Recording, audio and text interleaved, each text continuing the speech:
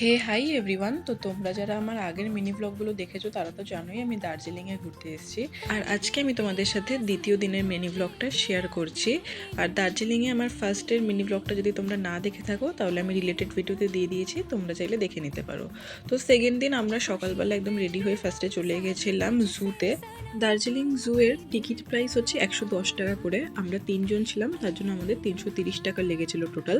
আর এই পুরো জুটা ঘুরে দেখতে আমাদের অনেকটা সময় লেগে গেছিলো, কারণ এটা অনেকটা বড় জায়গা। আর সেদিনের ওয়েদারটাও না একটু কিরকম যেন ছিল, মানে একবার রোদ উঠছিল আবার মেঘলা হয়ে যাচ্ছিল। তো এই জু এর ভিতরে হিস্ট্রি মিউজিয়ামও ছিল, তো আমরা সেখানেও গেছিলাম, কিন্তু তার ভিতরে কোনো রকম ছবি বা ভিডিও করা যায় না, তার জন্য ওটার কোনো ভিডিও আমি তোমাদের সাথে শেয়ার করতে পারিনি।